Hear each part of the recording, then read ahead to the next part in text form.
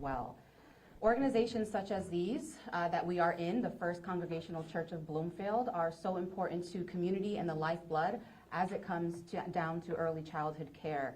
And so I'm very excited and fortunate and encouraged by the allocation of resources that the state and the federal government has found to support these critical services within our community.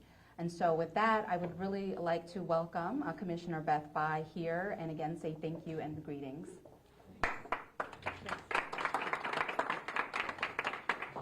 Thank you, Mayor Wong. It's super nice to be in Bloomfield. I represented the town for many years in the Senate, and I worked over at Our Farm, and it's just a wonderful community. And I think this program really demonstrates that, so the governor's seeing that firsthand. And Gail and I worked together building Wintonberry long ago, so Bloomfield has a long history of supporting high-quality early childhood education. I want to start, because we're talking about wage supports today, by thanking the team that made this happen. Think about the state of Connecticut needing to get out more than 20,000 payments to teachers across the state to recognize both their work and also try to provide some recruitment and stability to the field that's been so important through the pandemic, et cetera. So I want to thank Kristen Dodanowicz, who's been leading this effort for the Office of Early Childhood, along with the United Way of Connecticut. We couldn't have done it without them, and the Office of the State Comptroller that has to cut all those checks. So I just thought it was important to start with the thank yous, because these things don't just happen. But who we're really here to recognize today are early childhood educators, who have been they were frontline workers through the pandemic, and they continue to work so hard to support children's education and also make it so that parents can work and engage families and support families understanding child development. This program in particular, Jess, you had me out about 6 months ago, maybe 8 months ago, and they were having a diaper drive at the time for the diaper bank. So you step up beyond your walls for the whole community to help with things like diapers. You are a state-funded center for the state of Connecticut. You are a school readiness site for the community of Bloomfield. You've increased your infant toddler capacity, which we asked of programs, but it's not easy, and you did that. And this program has been NAEYC accredited for 36 years, you told me. So you were one of the first accredited programs in the state. So we're here today to talk about the third round of funding for early childhood providers. This started in 2022, where we sent out about $27 million earmarked to early childhood staff by their programs. And then today we're talking about wage support. So wage supports was a way that the legislature and the governor said, we need to both help recruit, retain, and support our early childhood workers. They are among the lowest paid professionals in our state, and the $70 million came from state resources. This is not a federal ARPA program. The first round was with stabilization, but not today. So today we're announcing that this week, really starting the end of last week, the state is sending out $55 million to early childhood educators. Each of them will get a $1,700 payment, and that payment will increase a bit if they work in an accredited program or if their program offers cares to infant and toddler, to try to stress items that are important. And then programs that are serving a lot of children who are from families with fewer resources, they get a 25% bonus, because we know that recruitment of staff has been most difficult in our highest need communities. And then in the fall, we're working on some qualified workforce incentives to support teachers who've achieved degrees. So I think, while this year, these two one-time payments to staff are super important to recruit and retain, and we've heard that from directors, the governor is also moved to support programs so they can do long-term wage enhancements. So directors like Jessica know that the rates for infant toddler care have increased, the care for kids rates have increased in an ongoing way, so that they can pay improved wages going forward, because we know the quality of a program. To get accredited, you really need to have high-quality staff, and this is how we can do that. I wanted to finish my comments with a letter that I got today, Governor, to me, and you got one too, from a director down in our hometown of Greenwich. The Governor and I both come from Greenwich. And this director said, I'm writing to thank you for wage supports for early childhood educators. Our employees can now pay off school loans, buy tires, pay for their child's camp, put a down payment on a reliable car, pay ahead on rent, buy their child a laptop, open a savings account, and a single mom surprised her children with a weekend trip. I'm so proud of these bonus funds and how they've helped alleviate the stress that our teachers face each day. And as the employer, we're utilizing the 25% discretionary funds to acknowledge teachers with many years of service, to pay the merit bonuses, and to increase the hourly rates for our floating part-time staff permanently. These are only a few examples of what we are sure there are many others around the state of the impact of these programs. As an employer, I have no doubt and really appreciate that these funds help me retain teachers, start a positive culture, and what's priceless is that you've helped my staff feel pride and appreciated by the state of Connecticut. We're so proud to be working in Connecticut with young children in a state that so clearly is invested in the early childhood workforce. So Verna from Little Friends in Greenwich, I think, really summed up how directors are feeling, and we'll hear from Jess as well. But right now, I'm going to turn it over to Pastor Sean. And Pastor Sean, thank you for all your support of early childhood education here in Bloomfield for many years. Appreciate it. Yeah, sure. No. Thank you, Commissioner Bai, not just for those kind words, but for your ongoing passion for years and years and years for education, particularly early childhood education. Thank you, Governor Lamont, for being here, your presence, support, and commitment to this cause, but also for your steady leadership of the state of Connecticut through tumultuous times. And thank you to my good friend, Mayor Wong. Bloomfield Congregational Church founded this school 60 years ago, and it has been continuously accredited since the opportunity to be accredited existed over 30 years ago. Like you, Commissioner Bai, taking care of our neighbors in the community, particularly the youngest and most vulnerable, isn't just work that we do. It is a passion and a calling. Our goal and the standard that we hold ourselves to is to be the best center in the region, but not just the best center in the region. The best center in the region for people who often cannot get the level of quality of care, and that is only possible with partnerships like this.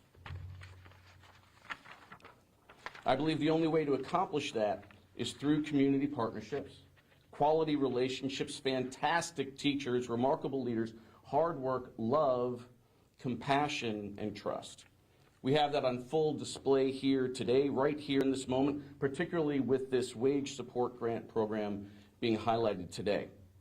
I am grateful for every single person who has been involved in this and continues to be involved in it. Thank you. Thank you to every single one of you. It is now my pleasure to introduce one of those great leaders that I was talking about, and that is the director of this Bloomfield Preschool and Child Care Center, Jessica Salvador.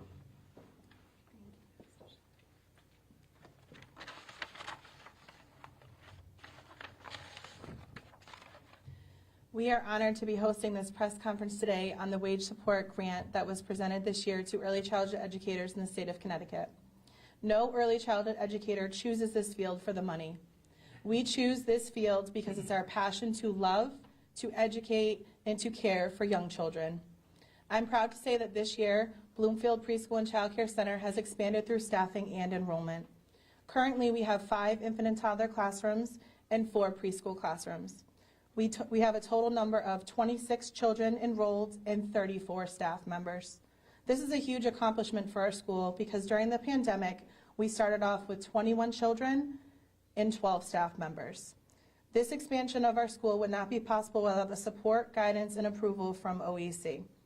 Our school provides high-quality education and free meals to all of our children here. We couldn't do this without the state's assistance. Currently, we have 83 state-funded spaces through CDC and School Readiness to help provide quality education. Our school is also part of the state-funded food program, CACFP, that provides free meals to all of our children here in our school. This year, our school is one of the few schools that has been blessed with being overstaffed. When I became director, I made it a priority to make sure my staff feel appreciated for the work that they do. I was in their shoes as a teacher, and I understand the daily challenges and stresses of this important work. Every month, I show my staff appreciation in various ways. We are also fortunate that we can count on the commitment of you, Pastor Sean, and the congregation of Bloomfield Congregational Church and their meaningful contributions to Bloomfield Preschool and Child Care Center. I've learned that the smallest signs of appreciation go a long way. Governor Lamont, I want to thank you this year for helping me show my staff appreciation in ways that we financially couldn't do so. The wage support grant is a step in the right direction and signifies to us as early childhood educators that the state of Connecticut appreciates the hard work that we do every day. Most importantly, it shows that you value the importance of early childhood education. Thank you, Commissioner Bai, for being the biggest advocate for all of us in this field. Your continued support is valued and appreciated. It is now my pleasure to introduce one of our dedicated teachers here at Bloomfield Preschool and Child Care Center, Alexandria Simpson. Thank you.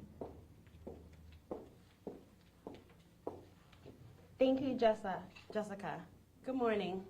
I made the choice to follow my heart and pursue a career in early childhood education after my daughter, Michaela, was enrolled here at Bloomfield Preschool and Child Care Center.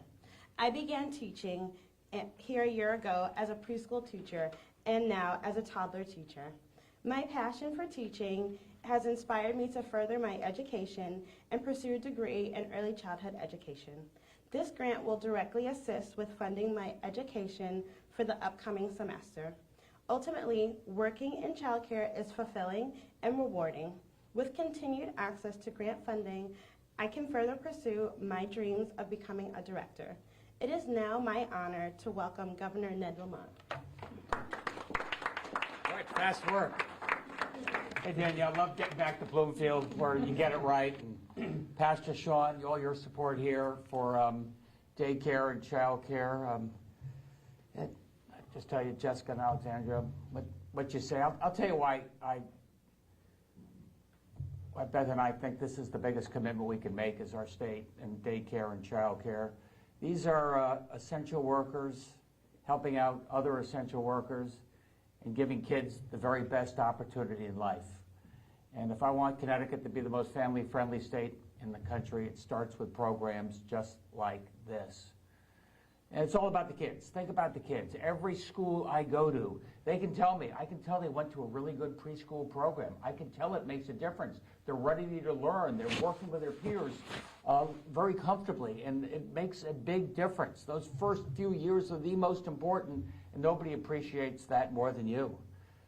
I'll tell you in terms of the caregivers and the support and this $70 million, this is on top of the biggest commitment the state's made to early child care, and it starts with saying thank you to the caregivers. Thank you to the essential workers. Thank you for everything you have done. We've done that, and Beth as well as providing a little more support on a per pupil, the support we've given the daycare and child care. Many were closing all around the country during the worst of COVID. We were trying our best to keep everything open and going. I remember those first few months of COVID, we were hit particularly hard, and we're desperate to get nurses and doctors back into the hospital. And they said, we want to serve, we're ready to go, but there's no place for our kids.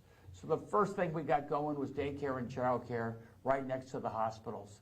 Just a reminder that it's essential workers helping essential workers. I love it because I need every essential worker. I need every mom and dad who's able to work to get back in the workforce, give them the very best opportunity. And affordable and accessible daycare, child care is just key to letting them get back in the game, letting them get back to work, knowing that there's a facility just like here with Pastor Sean and each and every one of you. You know your kids are loved and being taken care of, and they can be as free as butterflies. Thanks, everybody.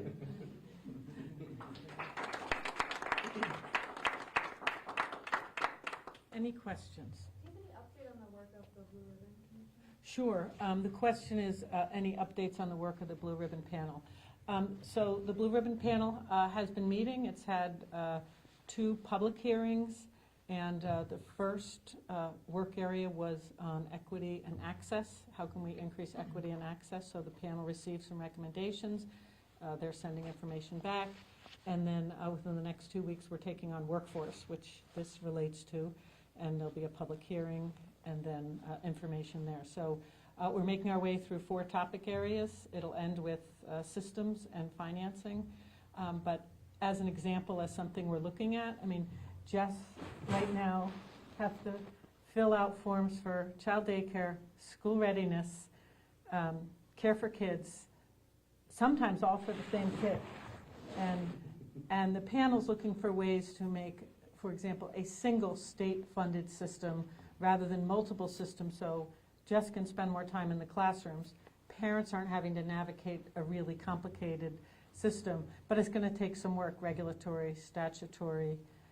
We're also looking at things like another recommendation that has to be approved would be to increase access by increasing the ratio for toddlers and school-age children. And there's a regulation out for public hearing very soon to allow toddlers to go to 5-to-1 and school-age to go to 12 or 15-to-1, depending on public input. So we're looking at some regulatory, statutory ways that we can help programs like this make more sense.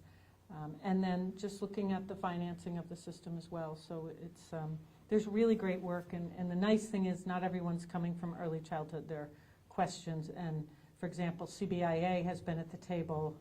We're meeting, members of the panel are meeting with Electric Boat along with Alexandra Dom this week to see how we can we're bringing several proposals to get Electric Boat to weigh in, and we'll bring that back to the panel as a large employer facing this challenge. So there's a whole lot of work. It's certainly taking up a great bit of time, but the panel's been really engaged. So that's the update.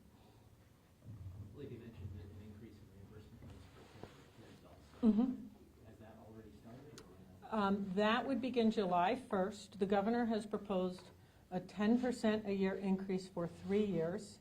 And then yesterday at the legislature, we went with an agreement with 1199 to go to 11% and 6% increase in care for kids a year for 3 years, 11% for licensed, 6% for relative care increases. So again, stressing, as the governor has, quality. During the pandemic, we added a 25% bonus to rates for care for kids if the child was in an accredited program. But that's going to keep going. That's a part of our system now for good. We did it as a one-time thing to make sure we preserve the highest quality care in some of those days when programs were really faced with potentially closing. So those are the rates. So it's switching from 10 to 11% if the legislature approves the 11% and 6%. But it was voted unanimously at a committee yesterday, Republicans and Democrats. in terms of the $1,700 payments that are going out now, so how will just the mechanics of that? Will daycare workers just be getting a check in the mail for $1,700? That's another good question. The mechanics work like this. Programs first had to become a state vendor. Once they were a vendor, they completed an application and listed their employees, and they will receive a payment for that, as well as some administrative funds to get that out, because they still have to pay their share of the payroll taxes, et cetera. And then they have 45 days to get the staff a payment from the date of receipt. So it'll be coming from their employer. How many daycares or early childhood development centers will be getting these bonuses? Yes, I can tell you exactly. It's a little over 2,000, and it's about 20,000 providers. And it also includes family child care homes, so an important part of our early childhood system. So we're at a center now, but the exact number, Kristen, you probably know it off the top of your head. 2,433. Kristen has been breathing this for 5 months. 2,433 providers, yes. So it's a significant lift to get that funding. And we're grateful to Jess and the other directors across the state who then have the job of getting that out. So within the next month, you'd say that these Oh, yeah. providers will be receiving Yes, yes.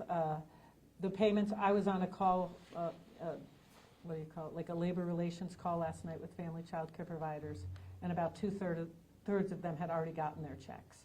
So a lot of them are out now. The family child care providers, they go right to them. There'll be that delay because it's got to get in the payroll. Jess, have you received yours yet? We did last week, so our staff will be getting it on their next pay period next week. And how much did you receive? Overall, we received $109,000. So a program like this have $109,000 to distribute to all staff. The first round of stabilization went to teaching staff. The wage supports were designed by the legislature and the governor to go to everyone because, frankly, if you talk to any child care director, everyone's been going in the classroom to help with the workforce shortage and the people who have been delivering the food that Jess talked about. All the staff here will get the rate. Oh, Sherry Sutera's here from United Way. Sherry, I didn't see you. I thanked United Way earlier, but we couldn't have done it without your help for sure. And $1,700, that's the amount that the individual staff member gets in their paycheck.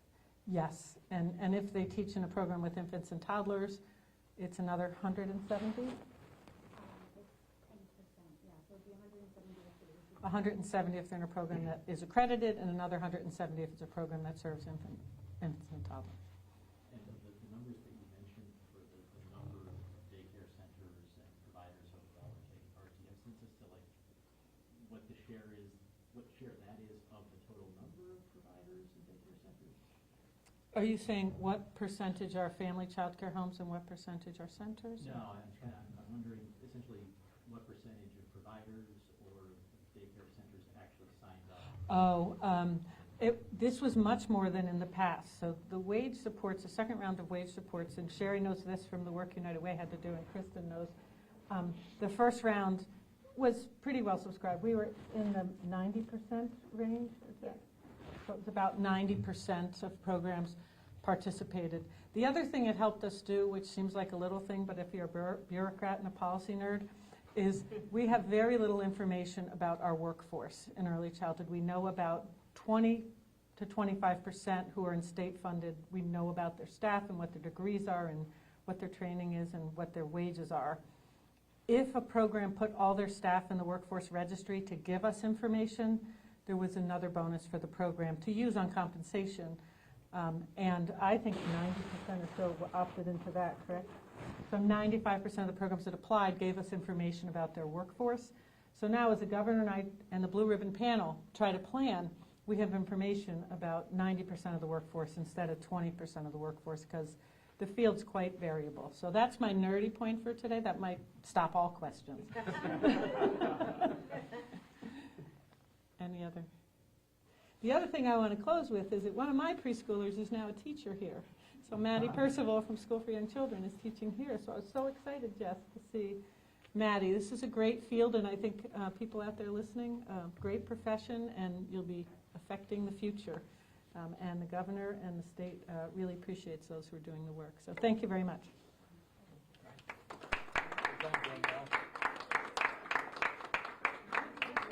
You were the gateway or Google.